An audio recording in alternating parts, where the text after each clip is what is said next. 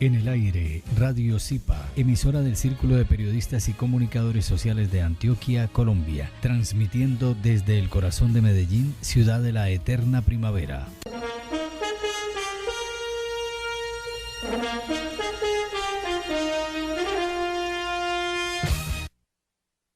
Somos latinos. Somos profesionales.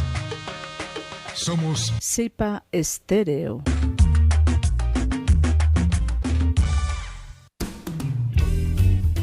¿Por qué enfermamos? Programa en el que tratamos aspectos de todo lo que implica el bienestar social y humano, cuerpo, mente y espíritu. Conduce y dirige el doctor Fernando Calle, psicólogo social y psicoanalista. Escúchelo todos los martes de 10 a 11 de la mañana en Radio Zipa Estéreo. ¿Por qué enfermamos? Muy buenos días, estamos de nuevo en el programa ¿Por qué enfermamos? Buenos días Abraham, buenos días Sebastián, buenos días Andrés, muy buenos días a los oyentes. Estamos de nuevo para conectarnos en esta frecuencia de mejorar la salud y las condiciones de vida. Muy buenos días, doctor Fernando. Buenos días, Abraham, Sebastián y a todos nuestros oyentes. Como lo dice el doctor, estamos aquí en Radio Zipa Estéreo con su programa ¿Por qué enfermamos? Les propongo que trabajemos hoy un tema que tiene que ver con el uso del lenguaje y la manera como declaramos realidad. Hay un psicoanalista, y voy a empezar con esta parte para que nos ubiquemos en torno a lo que significa el uso del lenguaje y lo delicado que es el uso o la manera como utilizamos el lenguaje con ambigüedades, con ambivalencias. Un psicoanalista, ya murió, Jorge Restrepo Correa, decía: el lenguaje es tan delicado que habrían de meter a la cárcel a aquellas personas que lo malutilicen, lo que lo malogren. Y es que en la vida cotidiana utilizamos una manera, dijéramos, contradictoria y contraproducente para la vida y la realización, el lenguaje. ¿Por qué? Porque utilizamos ambigüedades, utilizamos ambivalencias, utilizamos negaciones, utilizamos escapes o utilizamos formas amañadas del lenguaje que incluso en la selección que hacemos de las palabras ya estamos determinando o estamos nombrando una problemática en la cual estamos envueltos. La manera como elegimos las palabras para hablar, ¿cierto? Siempre hay una palabra recurrente y esa palabra recurrente entonces nos va a decir de la problemática que tenemos, ¿cierto? Miren ustedes, muy corrientemente, y esto lo hablo desde el trabajo clínico, decimos mea. Incluso aquí en este espacio hemos utilizado mucho el mea. Me ha gustado, mea. No sé por qué me sentí identificado con ese mea. Y resulta de que generalmente tiene que ver con un susto, ¿cierto? Y es el susto frente a lo que mea. ¿Cómo así que susto frente a lo que mea? Y es muy corriente, lo utilicé ya pues en el trabajo clínico, y entonces una persona dijo: es que me asusta. Lo que me asusta.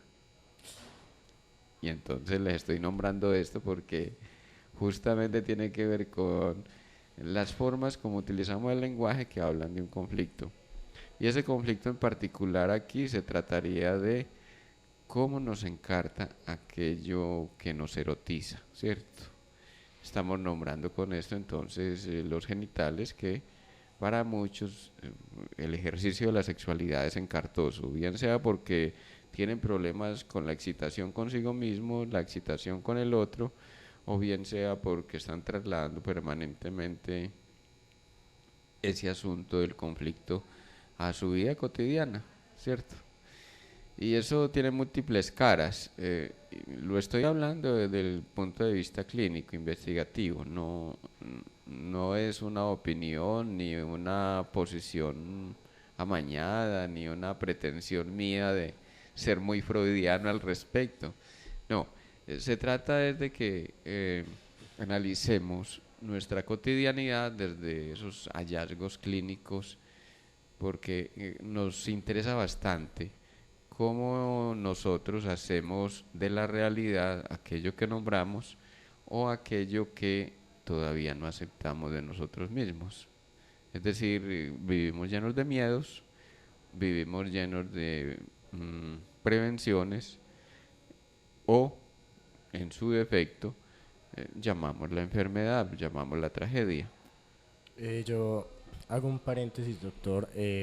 Considero que aquí en nuestra cultura paisa hay algo de negación siempre al hablar.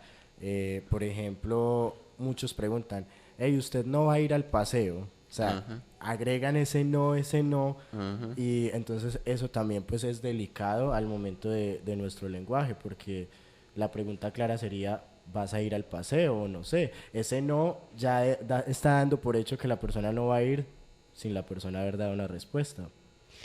Exacto. Muchas personas en el lenguaje cotidiano dicen, no, yo no quise decir eso, pero resulta de que ya hay un salto del inconsciente. Pero no vaya a creer que tal cosa, pero no vaya a creer tal otra. Bueno, nadie le está preguntando si Sí, no. si sí o si no, no tiene que aclarar nada. Claro. Y entonces viene aquí un dicho muy al caso, y es justificación no pedida, verdad enunciada, ¿cierto? Cuando yo no estoy pidiendo explicaciones y el otro las está dando, es porque ese otro pues ya está afirmando aquello que niega, ¿cierto? Entonces, de todas maneras, en la comunicación humana pues hay muchas dificultades, y justamente por los malos entendidos, los males entendidos, Los manes entendidos. Los malos entendidos. Los manes. Bueno. y los males que no entendemos y creemos entender, ¿cierto? Yo domino eso no es problema, para mí no tiene dificultad esa situación, yo la controlo. Y resulta de que no, es una manera de disfrazar aquello que creo dominar o controlar, justamente para apaciguar una especie de conciencia culposa. Quiero decir que se está moviendo en nosotros una conciencia culposa siempre que sentimos que estamos incurriendo en un asunto grave, bien sea porque lo consideramos grave desde el punto de vista moral o porque sea grave desde el punto de vista práctico, ¿cierto? Entonces, dos cosas se debaten en este asunto de la moral interna, ¿cierto? Una, aquello que creo que está mal pensado, mal dicho y me van a reprobar. Y aquello que declaro en realidad y que luego estoy asustado porque va a aparecer o porque está apareciendo, ¿cierto? ¿Ibas a decir algo, Andrés? Creo que eso se conecta mucho con lo de los pensamientos, que los pensamientos muchas veces son unos, pero al momento de hablar decimos otras cosas.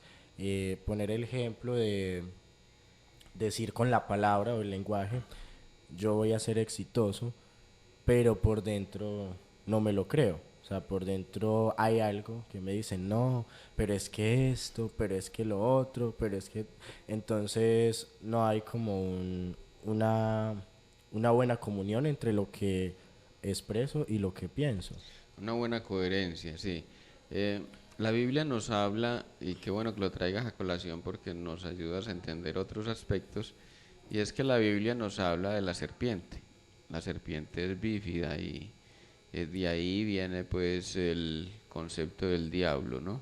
El diablo quiere decir en su acepción original es di hablo, dos hablas, o sea, la lengua bífida, ¿cierto? Entonces lo que tenemos en ese episodio allá con la manzana y la lengua bífida de la mujer, no está hablando más que del inconsciente, o sea, no es la serpiente la que habla, es el inconsciente el que se cuela allí en esa realidad de Eva, que le aconseja comer la manzana, y es que está el mundo de lo que pienso y el mundo de lo que me tienta o me emociona, ¿cierto? Las emociones tienen que ver con las tentaciones. Entonces ahí, bueno, ya la iglesia le dio el giro porque el asunto era combatir todas las tentaciones, porque todo lo que tuviera que ver con con la cárcel de la carne, tener cuerpo ya significaba una cárcel, y estábamos aquí para justamente someter ese cuerpo y exprimirlo hasta que produjera la esencia última de lo trascendente, ¿cierto? Es decir, suprimirlo como una suerte de conexión con la parte espiritual, donde se decía que para vivir lo espiritual había que suprimir todo lo carnal. Y hoy en día, pues, dicho sea de paso, de lo que se trata es de integrar. Y si vine a vivir la humanidad, pues esa humanidad se vive en corporeidad y en sociedad y en cultura, y yo soy lo que represento aquí como campo de experimentación, tanto en conexión con los demás como en conexión con mi propia interioridad. Entonces, en el tiempo de la espiritualidad, donde ya se supone que estamos superando la religiosidad, el cuerpo no es aquel campo deplorable de excitabilidades, sino es el asunto de entenderme con mis excitabilidades y construir con esas excitabilidades mi propia fortaleza, porque justamente, reitero una cuestión que hemos dicho aquí bastante, y es la sexualidad puede ser nuestra debilidad, ¿cierto? Que es que la debilidad mía es la masturbación, o la debilidad mía es la fumada, o la debilidad mía es el trago, o la debilidad mía es la rabia, el enojo. Bueno, en esa debilidad está justamente la fortaleza propia. ¿Cómo adquirir, cómo lograr una fortaleza en el reconocimiento de esa sensibilidad particular? Entonces no combato lo que llamamos debilidad moralmente, sino que la reconozco y me reconozco en ella. Primero la acepto como parte mía, y después pues ya miraremos cómo cambiarlo, pero mientras tanto es aceptar que eso hace parte mía, pues aceptar que la masturbación, aceptar que la compulsión a la bebida, que la compulsión a la ira y al enojo son parte de mi existencia. Y es ahí donde digo, miren una cosa que se ha dicho y se ha repetido constantemente, y es el 50% de la solución del problema está en la aceptación del problema. Doctor, ¿cómo podemos nosotros aceptar esos problemas si nosotros somos personas muy encerradas, hablándolo en la cultura colombiana, somos muy ensimismados en no aceptar de pronto lo que nos está causando algún daño o algo así, o creemos que nos está causando algún daño? Nosotros somos más abiertos a hablar, listo, de lo bueno, de lo positivo, de lo que nadie va a marginar, de lo que todo el mundo va a ver bien.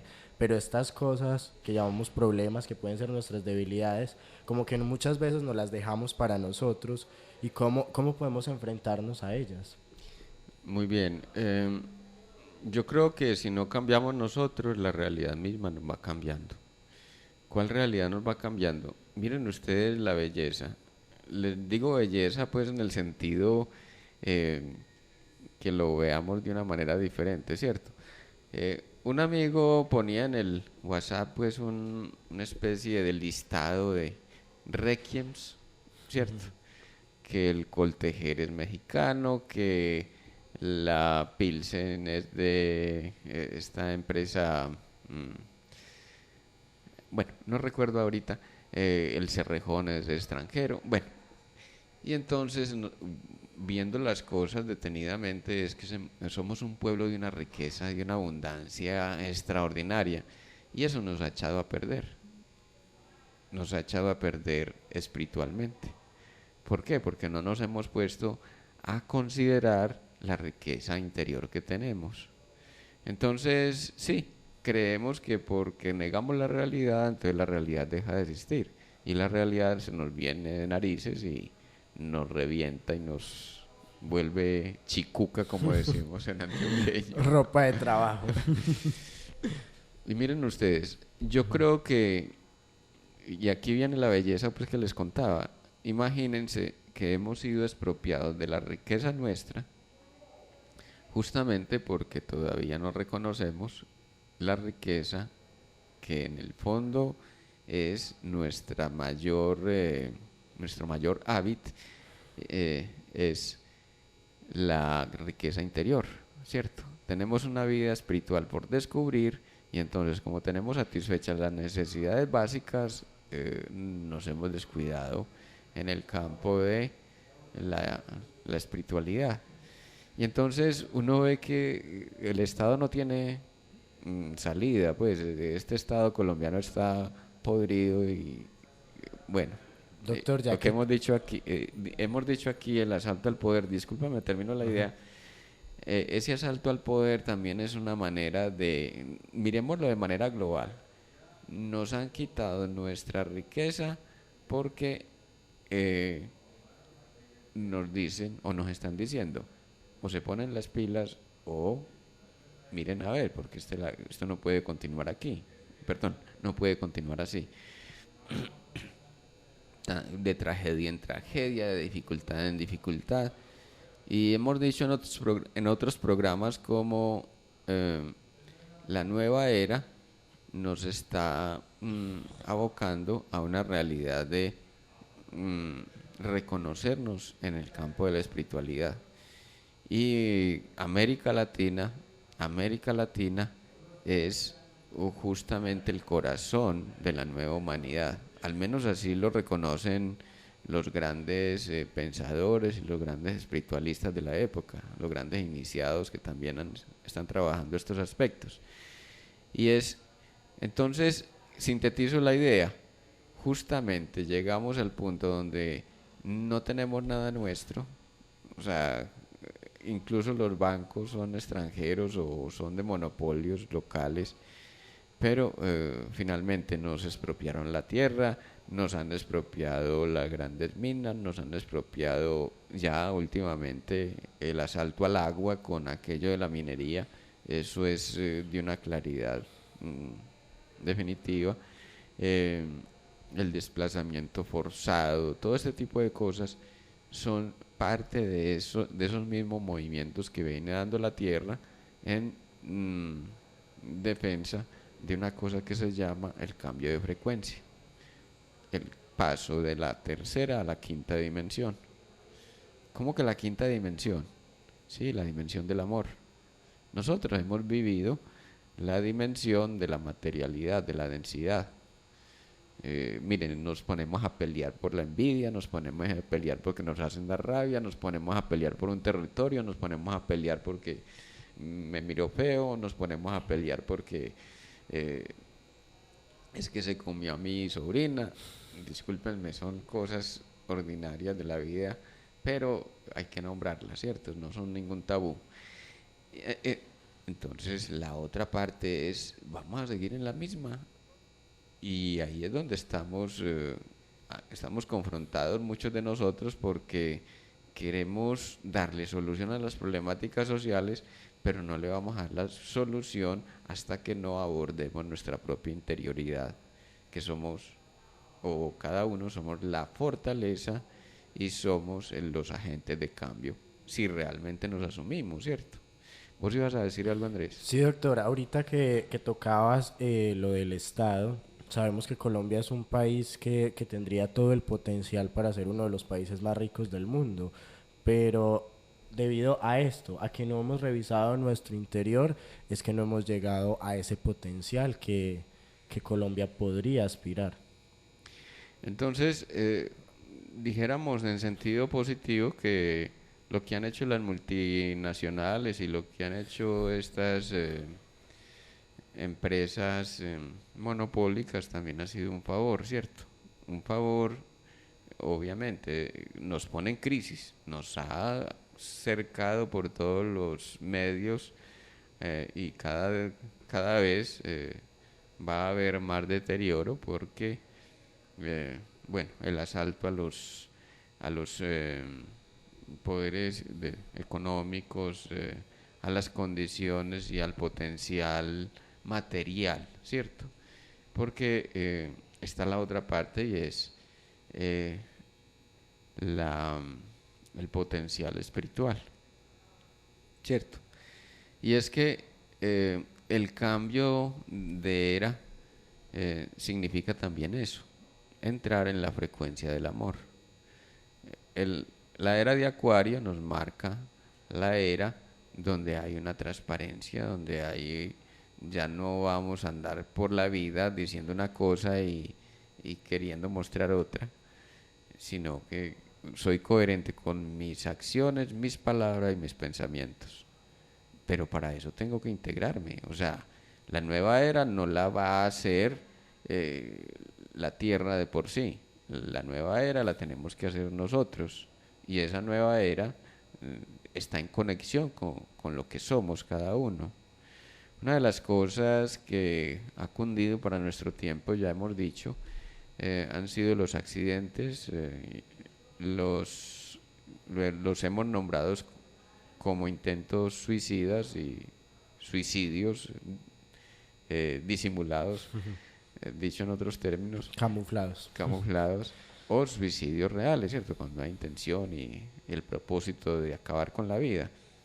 Y buena parte de eso ha sido porque no vemos la posibilidad de vivir en esta época. Pues nosotros venimos a vivir una experiencia de amor y nos encontramos con que me están exigiendo rendimiento y conexión con aquello que juega para los intereses monetarios o los intereses locales, por ejemplo en términos de desarrollo de tecnologías, en términos de uso de lo que se llamaría los desarrollos tecnológicos, ¿cierto?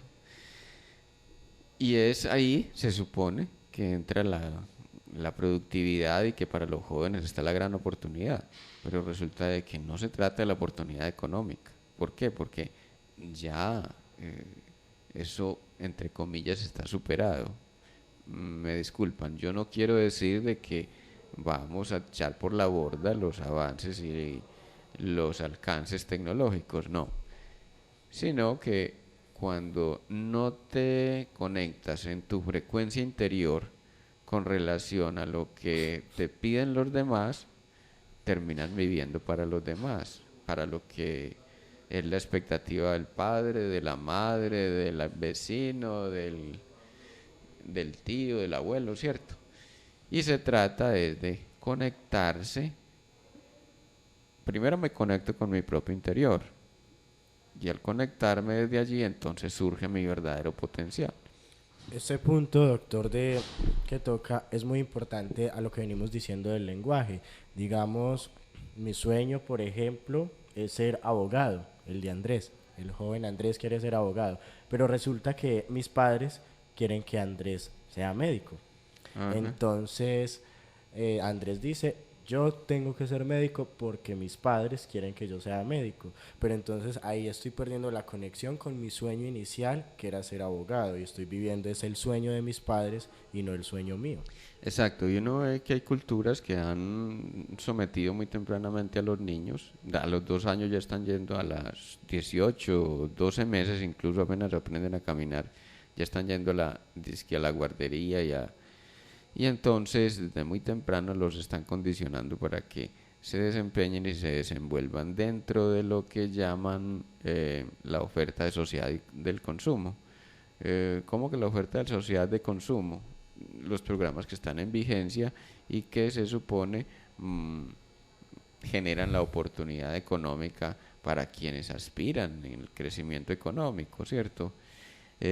Entonces, estos jóvenes, estoy hablando por ejemplo en el sur de Corea, en Alemania, por ejemplo, donde los jóvenes son cooptados muy tempranamente por el Estado y el Estado los pone, los civiliza, entre comillas, los civiliza, pero de una manera desventajosa, puesto que no le deja salida al gusto singular de cada uno, porque te está condicionando y te está enfocando dependiendo de la inclinación económica de la sociedad, ¿cierto? Entonces la sociedad, por ejemplo, los programas económicos hablan de la formación profesional para el trabajo, ¿cierto? Y sí, formación profesional para el trabajo, muy importante, pero te estás conectando contigo mismo. ¿Eso te nace realmente? ¿O es porque así te programaron y te dijeron que eras bueno para eso? Miren, una cosa es importante saberlo, ¿cierto? Los dones no necesariamente conectan con el propósito. Es decir, yo me puedo especializar en braille, ¿cierto? En comunicación braille. Y me puedo comunicar con los ciegos porque me han entrenado desde niño. Pero resulta de que mi inclinación es a escuchar a la gente. O sea, el braille me sirve para comunicarme con los ciegos, pero no determina mi inclinación más personal. Pero entonces yo voy a hacer un programa de baile, de braille. Ya quiere bailar, doctor. No, estamos en martes apenas. La comunicación braille me puede servir para conectar con un tipo de programa, por ejemplo, realizar y desarrollar un tipo de programa que permita, qué sé yo, cualquier tipo de arista, justo que nos ayude a una mayor comunicación. Pero entonces, ¿dónde queda la telepatía, cierto? Si yo me conecto conmigo mismo, entonces aprendo que la telepatía es inherente a todos y cada uno. ¿De qué nos está apartando los medios de desinformación y los usos tecnológicos? El WhatsApp, el teléfono, el internet y todo esto. O sea, lo que están es utilizando, óigase bien, están utilizando una capacidad humana para convertirla en capacidad tecnológica. Luego nos venden los aparatos y nosotros nos olvidamos que tenemos esa habilidad y creemos que solamente mediante el aparato podemos establecer conexión y comunicación. Pero ¿a quién le interesa que tengamos un aparato? Al sistema de consumo, ¿cierto? Qué pena ahí que me dieron el ejemplo, me dieron papaya.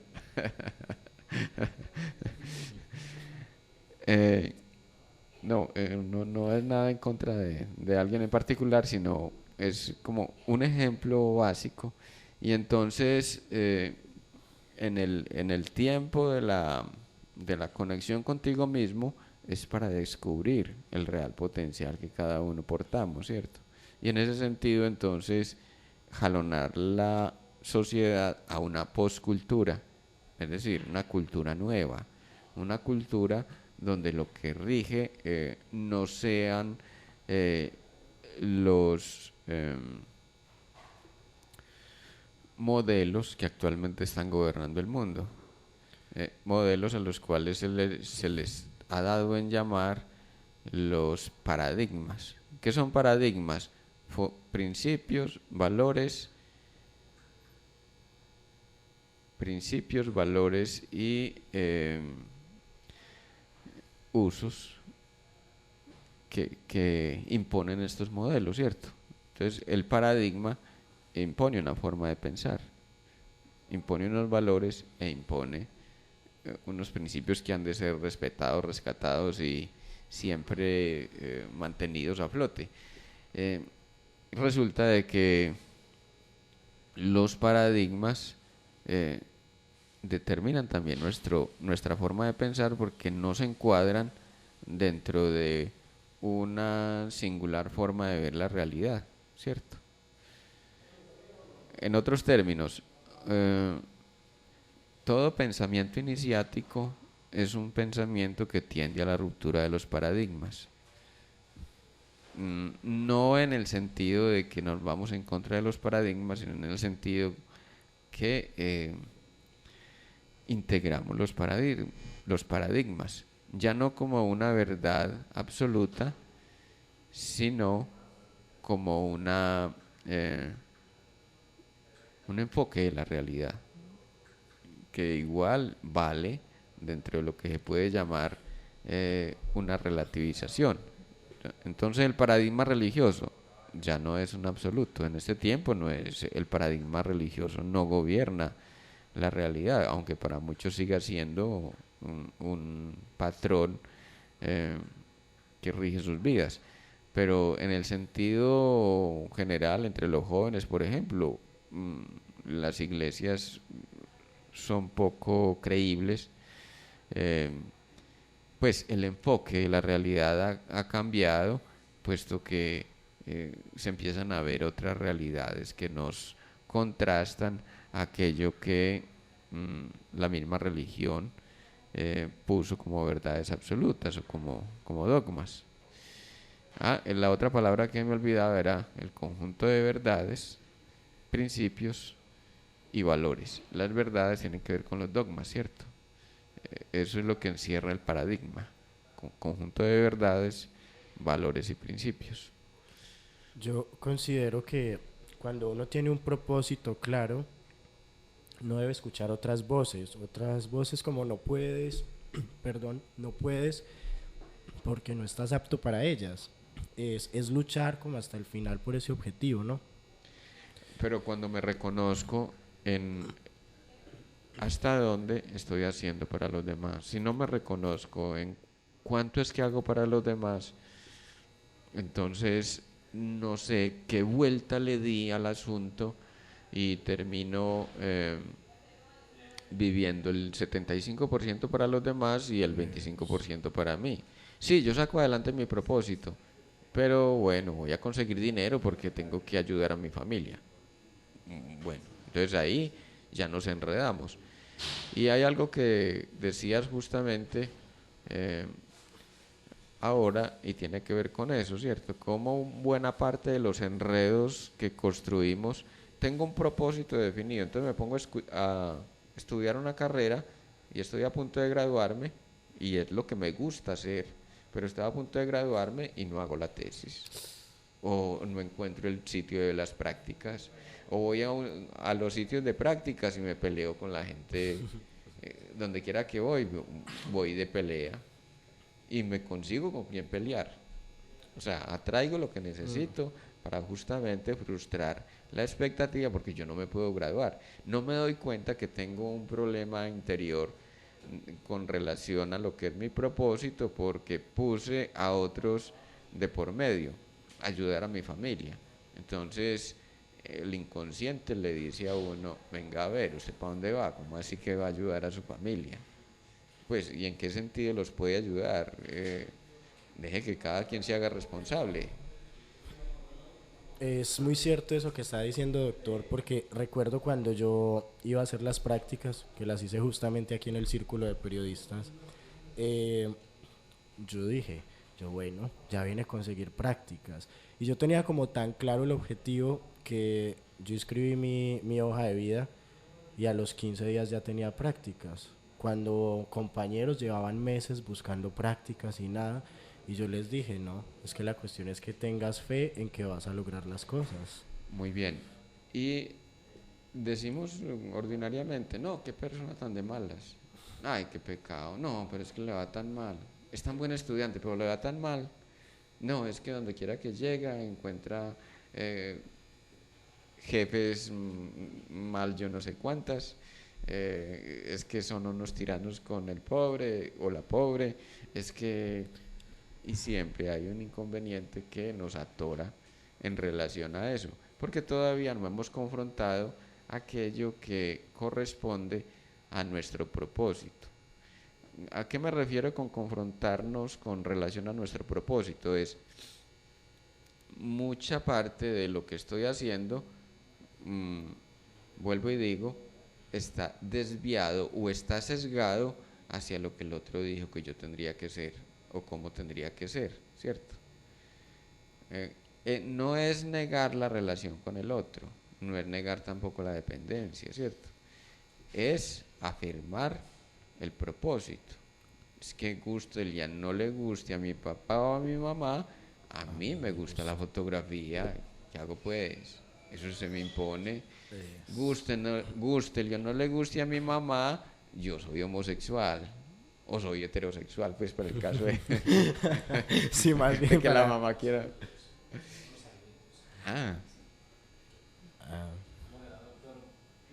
Sí, buenos días, Abraham. sí, Sí, buenos días, doctor. Buenos días, Andrés. Hay unos saludos a los oyentes, hay que saludarlos. Saludos a doña Sor María Jiménez, que no se pierde ese programa. Dice Laura Espinosa, ¿se acuerda la practicante? Laurita. claro, mi compañerita. Laurita Espinosa dice felicitaciones al doctor y mi querido amigo que adoro mucho. Zoila también está en sintonía. María Elena Giraldo, felicitaciones a Ángela, Débora y a Fernando por sus actividades. Sor María Jiménez también dice no me pierdo el programa. A doña Sor María, a Laura, que la llevo aquí en mi corazoncito, a doña Zoila y a todas estas personas que nos reportan sintonía en el programa, les mandamos un abrazo muy muy fuerte. Gracias por estar aquí con nosotros. María Elena, un abrazo. Hace días que no sé de ti. Pronto nos estaremos viendo. Prende el celular. Doctor, retomando un poco lo que veníamos hablando, recordé una conversación que nosotros tuvimos tiempo atrás y era tiene que ver mucho nuestra conducta con las personas que atraemos a nuestras vidas. Ajá. Por lo que usted venía contando aquí de que es muy bueno, pero siempre se encuentra con gente así, así, así. Entonces, ¿qué es lo que hay mal en nosotros o tenemos que revisar para entender el por qué estamos atrayendo personas que no sé, que nos agredan físicamente, que nos agredan verbalmente y otro tipo de agresiones que puedan existir? Es hermoso eso que estás diciendo, además porque nos permite entrar en otra arista de la realidad y es ese asunto tan reiterado que nos compete y es dónde yo me busco mi propia realidad y qué es la realidad que estoy atrayendo, ¿cierto? ¿Qué realidad atraigo cuando voy a bañarme y me paro en el jabón, ¿cierto? ¿Qué realidad me estoy atrayendo cuando siempre doy con la persona, por ejemplo, quiero pareja y entonces me atraigo el borracho o me atraigo la mujer dominante, la mujer tiránica o la persona frustrada? Quiero satisfacerle a como de lugar, pero la otra persona ni se deja, ni lo permite, o sencillamente toma a agresión aquello que yo le ofrezco como realización. Entonces, eso que atraemos justamente lo que estamos produciendo como efecto nocivo, justamente para llamarnos la atención. Volvamos entonces.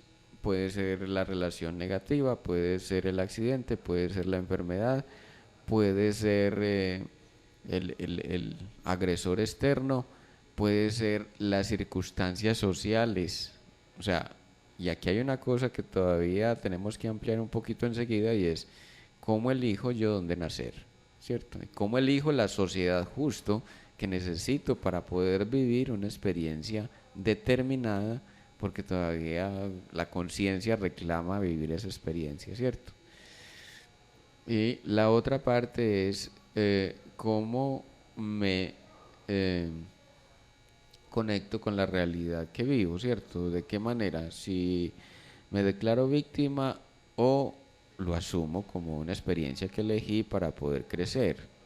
Si me asumo como víctima, entonces yo voy a seguir en la misma, ¿cierto? Aquí llevamos 200 años de guerra, decimos que son 50, pero en realidad son 200 años de guerra, o sea, y los que elegimos nacer aquí, lo elegimos porque necesitábamos esta experiencia de densidad bélica, no es otra cosa. Necesitamos la experiencia de la densidad bélica para poder vivirnos en esa conciencia de lo que significa entender que las cosas no se hacen a las malas. Que si estamos entre humanos, pues tenemos que aprender a acordar, a hacer formas de negociación y a crecer en capacidad de mercadear, de conectarnos con la realidad de negociación, ¿cierto? Y justamente yo creo que para una gran masa amplia de población, pues esto es un aprendizaje inicial.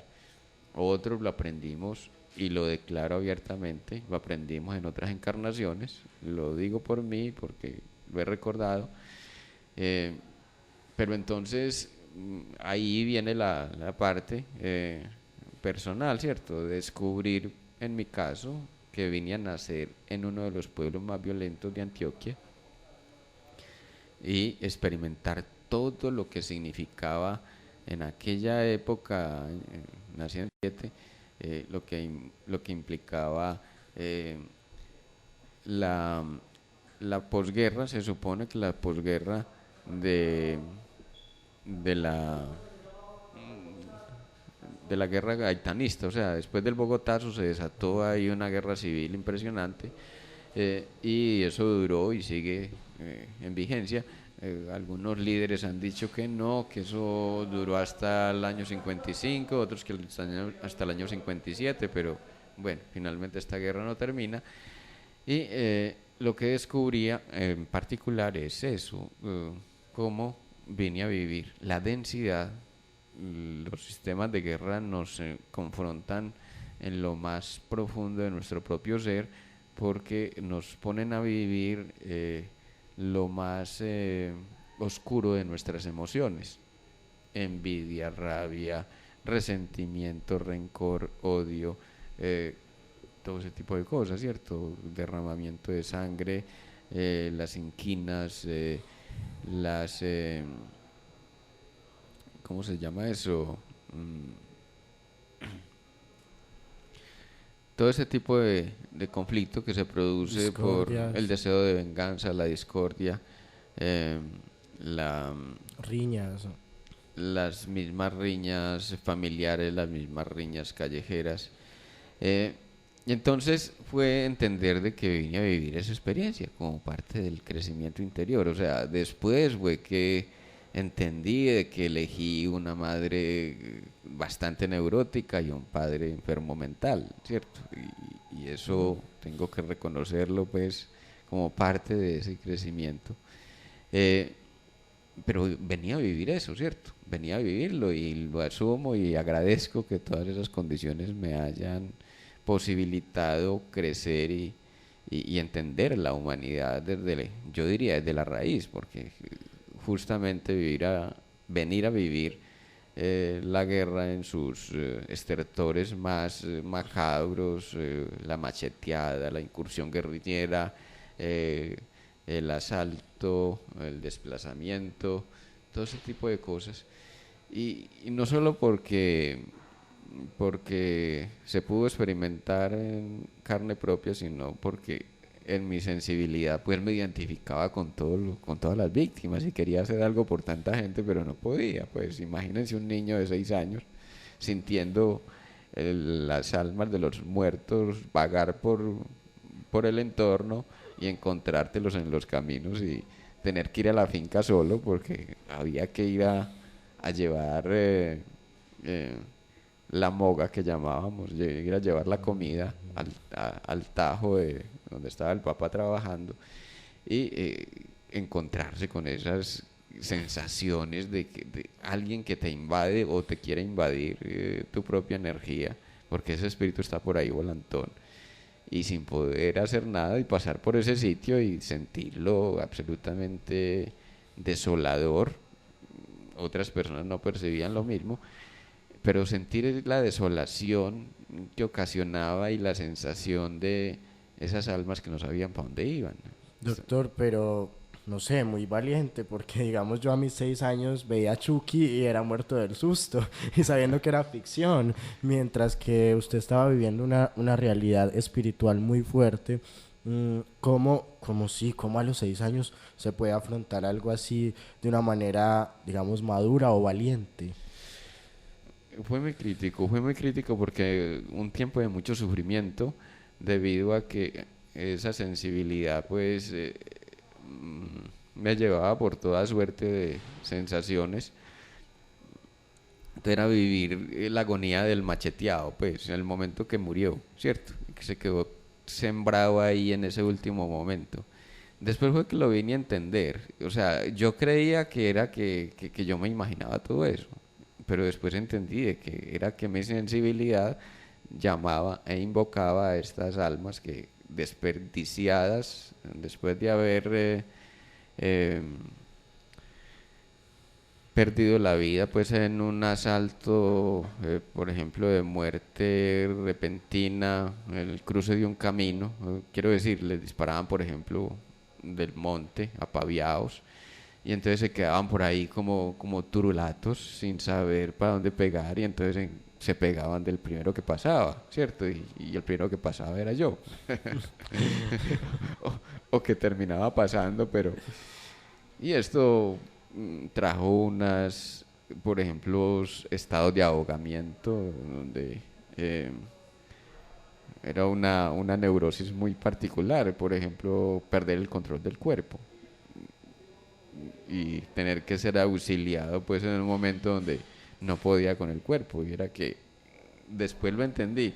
Entonces ya los adultos que conocían un poco más de ciertas cosas, entonces simplemente me ponían alcohol y ya un abrazo, y eso ya calmaba y hacía que cambiara el estado de vibración. Pero era un asunto para mí macabro, justamente por eso, porque llegué al punto en que no quería salir de la casa, no quería salir ni quería estar solo, y me cogían las angustias y me iba y me metía a la pieza de papá y mamá, pues me cogían las pesadillas más aterradoras y había que ir a buscar el amparo, la protección, el cuidado de aquellos que eran más fuertes que yo, pues obviamente en las condiciones de infante.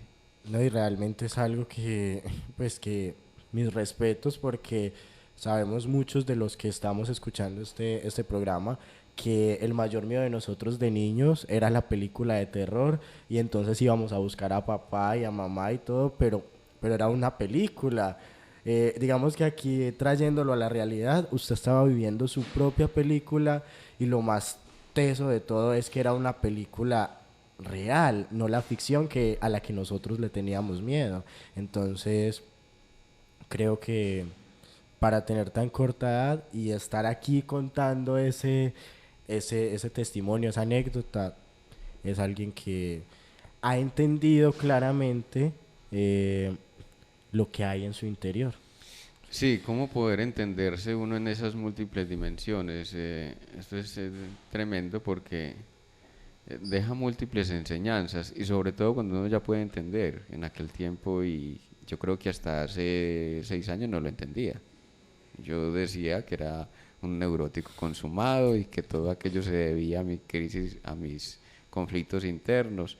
Y ahora vengo a entender de que es que yo vine a vivir esa densidad y era conectado con el mundo real y el mundo, la cuarta dimensión, el mundo de los muertos. Que igual, pues todo lo vivimos la cuarta dimensión en los sueños. Pero dijéramos que en la vida cotidiana era pasar de un estado de conexión con aquellos desencarnados y estar aquí conectado con una realidad que había que vivir, ¿cierto?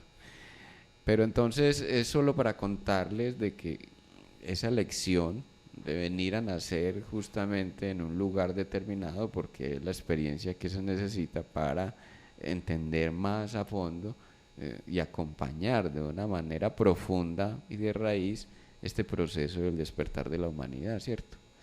pues ayudar a la gente a entender de que no, pues que me mataron en una vida, pues no, no es tan grave. A mí No es tan grave. ahora nos toca volver a ver si nos dan la oportunidad de entender de que no es haciéndome el valiente que voy a pasar por bobo, pues porque no, en lo corriente en el pensamiento campesino era, eh, me hago matar, pues a mí no me van a faltar el respeto. Entonces pasaba por bobo para no quedar como cobarde.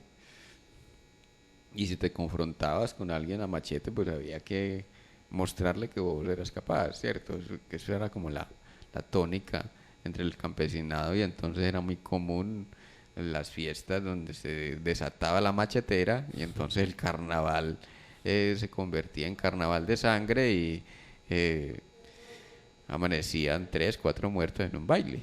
Pues, y discúlpenme, no es por hablar mal de mi pueblo, sino les estoy contando una realidad pues que fue vivida con toda la intensidad y que dejó muchas, muchas enseñanzas, y que pues esperando a que eh, este pueblo Ituango Sí, no habíamos al dicho fin, el nombre. al fin, Al fin el nombre del pueblo. al fin entendamos de que seguimos repitiendo los mismos sistemas de violencia, porque esos mismos sistemas de violencia se están repitiendo hoy en día.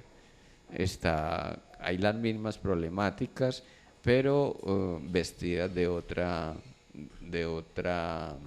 bueno, con otra indumentaria. Y es, por ejemplo, el asunto de los muertos, el asunto de las milicias urbanas, rurales, el asunto de el atropello al campesinado por parte de paramilitares, el asunto de la conformación de bandos. Tengo entendido que el Frente 18, que es uno de los frentes de las FARC que siempre ha existido en esa región, eh, no quiso entrar en negociaciones. Entonces, eso es parte de la misma tendencia a continuar en el conflicto, ¿cierto? Y a mirar la relación con el otro como una relación tirante, donde yo tengo que hacerme ver y tengo que defender mis intereses a como de lugar. Y no, lo que nos está convocando la realidad es que si ese conflicto se presentó y ese estadio de la humanidad bélica todavía se repite en nuestro medio, en nuestros pueblos, en nuestras comunidades, es para recordarnos que no estamos en nuestro propósito. Nuestro propósito no es venir aquí a hacernos matar. Nuestro propósito es crecer en conciencia. ¿Por qué me hago matar? Porque predominan en mí las emociones. La ira, la rabia, el enojo, el rencor, deseo de venganza, ¿cierto?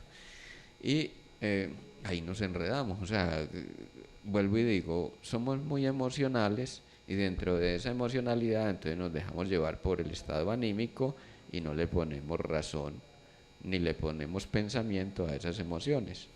Y justamente estamos para eso. De eso se trata la nueva era, que integremos masculino con femenino. El masculino va arrasando, no le importa, y el femenino entonces contiene, ¿cierto? Es el que nos da esa calma, esa tranquilidad, pasividad. Exacto. El masculino nos lleva a querer arreglar las cosas ya. Y repito, pues, porque esto lo seguiremos comentando, porque es una cuestión muy importante. Y es que cuando yo me reconozco como ser espiritual, entonces es desde la feminidad, ¿cierto? El masculino pretende ir e imponerse a como de lugar. Pero cuando yo aprendo a negociar, entonces estoy poniendo el femenino. Entonces está la paciencia, ¿cierto? La paciencia es espera, ¿cierto? Dar ritmo a cada situación y reconocer, entonces, en ese sentido, la diferencia con relación al otro. No es cómo le saco ventaja, sino cómo me reconozco en el otro para llegar a un acuerdo, ¿cierto? bueno, sacar ventaja también es otra manera de negociar, ¿cierto? Habrá, como decimos en Antioquia, el vivo vive el bobo. El vivo vive del bobo. Pero no somos tan bobos cuando, cuando negociamos, cuando flexibilizamos, cuando agachamos la cabeza. Porque miren, el iniciado, lo que lo caracteriza, una de las cosas que más caracterizan a una persona de pensamiento iniciático es la humildad. Creo que falta humildad en nuestro país, en nuestras ciudades, porque para muchos es muy difícil hacer esto que dice doctor, agachar la cabeza. Y agachar la cabeza y decirle al otro, discúlpeme, fue culpa mía. Así no sea culpa nuestra, pero quita, quiero decir, modifica el estado de ánimo, la vibración que se viene dando en el momento. Y nosotros debemos ser transmisores de cosas buenas y evitar así lo que venimos hablando de albergar en nuestro interior sentimientos negativos, rencores y todo esto. Entonces es muy bonito eso que toca doctor, de que así no seamos los culpables, nos acerquemos a pedir disculpas por algo, y porque creo que es una lección de vida muy bonita para otras personas. Y es que no se trata finalmente de si yo gano, yo pierdo, no. Aquí se trata es cómo maniobramos la situación para que los dos ganemos, ¿sí? Ahí está el mercader, ahí está Un equilibrio. Ahí está el mercader. El mercader es aquel que es capaz de controlar su emocionalidad y poner las fuerzas de la circunstancia a su favor. Y en este sentido, el mercader iniciático no está trabajando por un interés singular, puede que sí, obvio, pues, pero trabaja ante todo por un propósito universal, que es crecer juntos. Como co-creadores, entonces tenemos que crecer juntos. Si a mí la circunstancia me dice lo vamos a matar, entonces hagamos como Jesús. Mataréis al Hijo del Hombre, pero nunca mataréis al Padre. Ya lo iban a tirar por el barranco y la multitud se detuvo. Ya con eso los dejó perplejos. O sea, apenas les habló con humildad y con, a ver, invoquemos la razón, invoquemos la capacidad de ponerle lógica al asunto, porque es que no es la emocionalidad la que nos puede conducir la existencia.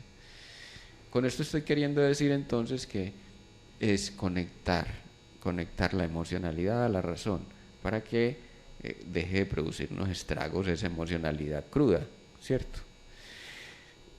Y entonces, volviendo al asunto de lo que declaramos, pues está todo aquello que queremos en un sentido, pero que terminamos negando en la práctica o en los hechos, o que terminamos al tiempo contradiciéndonos. Sí, pero es que, ¿y si esto? Y entonces... sí seré capaz, pero ¿eso para dónde va? ¿Y eso para qué? ¿Y eso por qué? No, o quiere o no quiere, a ver. Quiero decir con esto, el universo ni el inconsciente entienden una ambigüedad. O está decidido o no está decidido. Si usted no se decide, son las circunstancias las que determinan y deciden por usted. Óigase bien, si usted no se hace protagonista de su vida, no es que las circunstancias lo van a favorecer, no, lo llevan para el lado negativo, porque la energía opera o a lo negativo o a lo positivo. Pero no en el medio. No en el medio, el inconsciente no entiende de puntos intermedios, ni el universo tampoco. La energía funciona de esa manera, así funciona la energía. En la medida que ubicamos la lógica de la energía, entonces o voy para adelante o voy para atrás. Pero, que es que de pronto sí, que es que de pronto... No, hágale. A ver, ¿está decidido o no está decidido? Y si hay algo que no le deja decidirse, por favor, entonces trabájelo internamente, ¿cierto? Y es muy llamativo porque y aquí quiero poner una anécdota que me parece encantadora, y es que decimos continuamente, no, pero es que, No, pero no, pero es que, discúlpenme, nombramos el ano así como la meada cada rato. cada tanto, ¿cierto? Y lo que nos está revelando ese no es una negación, nos está revelando una negación. ¿Por qué? Porque aquello que negamos de nosotros mismos es aquello que no vemos. Y justamente topográficamente el ano queda atrás, ¿cierto? Entonces si no lo vemos no existe. O sea, sabemos sus usos, pero no queremos reconocerle la importancia que tiene para el desarrollo de la emocionalidad, ¿cierto? Cuando yo digo no, entonces estoy negando la posibilidad de ser, porque no es una negación al tiempo, pero lo pongo en la posición de aquello que me degrada. No, pues si es del ano ya no es mío, y entonces miren, pero lo hacemos inconscientemente. No. Sí, es algo que lo usan casi todas las personas, pues. Ujú. Entonces, la ambigüedad, la ambivalencia, sí pero no, y aquellos usos del lenguaje donde se tilda nuestra emocionalidad, está revelando permanentemente nuestra indecisión y está determinando, decretando realidad. ¿Cómo así que está decretando realidad? Yo decreto en todo movimiento del lenguaje, en la manera como digo y como nombro la realidad. Para que lo nombremos como lo hacíamos en otra sesión de trabajo, y es que el gran arquitecto del universo es el sonido. Nosotros, ¿qué emitimos con la voz? Sonidos. ¿Qué entiende la realidad cuando yo hablo? La realidad que yo declaro. ¿Cómo declaro la realidad? ¿Cierto? Ahí está. Entonces es un llamado también como para que enfoquemos la existencia de una manera más específica según el propósito.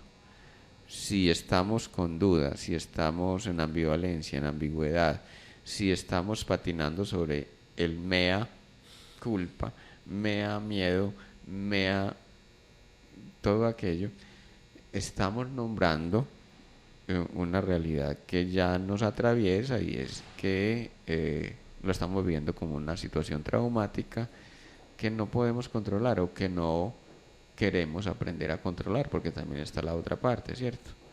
Alimento la enfermedad para, bueno, por otros propósitos que se escapan al deseo de crecer y evolucionar. Y hay otra cosa que, para cerrar, y es el asunto del cómo, ¿cierto? ¿Cómo lo hago? No, pero es que ¿cómo voy a hacer? Pongámonos, miren ustedes entonces, si nos ponemos en conexión con nuestro deseo, aprendemos a decretar realidad, pero también aprendemos que el universo nos abre el camino cuando estamos en conexión con nuestro propio deseo. Si usted está conectado al deseo de muerte, entonces todo le llega para que mire muertos por donde usted quiera que pasa, o prende la tele y le están hablando de muertos, o algo hay en su interior que le está diciendo que usted debe suicidarse. ¿Para qué vive? ¿Usted para qué está aquí? Tontería, ¿cierto? No, incluso no es la realidad concreta, sino que usted ve, por ejemplo, ese disco en la pared y usted ve una calavera. O sea, se distorsiona la realidad de acuerdo al pensamiento o al ideario que mantenemos en la mente. Cuando yo me conecto entonces con mi deseo, el universo te abre posibilidades también en lo positivo. Entonces, si ya estamos conectados con un deseo de muerte, lo que estamos viendo es muerte y reproducción del conflicto. Si me conecto con el deseo de realización, entonces no se ocupe del cómo, no se ocupe del cómo. Eso te llegará tarde que temprano, y se te abren las puertas de una manera que vos te quedas sorprendido. Pero ¿cómo así que yo pase ese examen?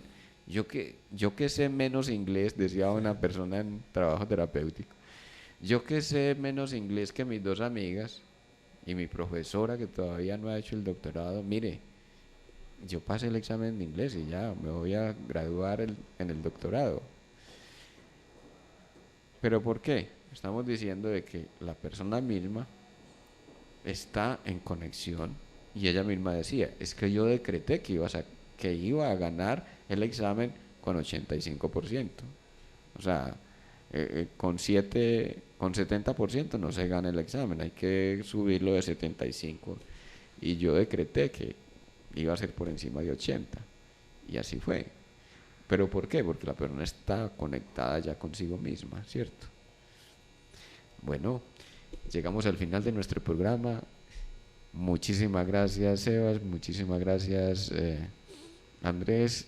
Muchísimas gracias a los oyentes. Hoy nos retardamos un poco por problemas aquí de logística, pero se repite el programa a las 9 de la noche para quienes no lo pudieron escuchar completo, o quienes quieran repetirlo, tal vez inviten a otros a escucharlo a las 9 de la noche.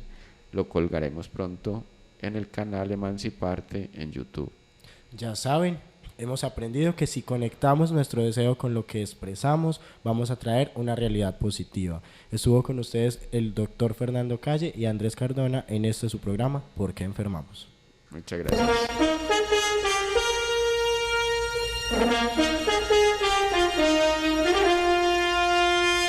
En el aire, Radio Zipa, emisora del Círculo de Periodistas y Comunicadores Sociales de Antioquia, Colombia, transmitiendo desde el corazón de Medellín, ciudad de la eterna primavera.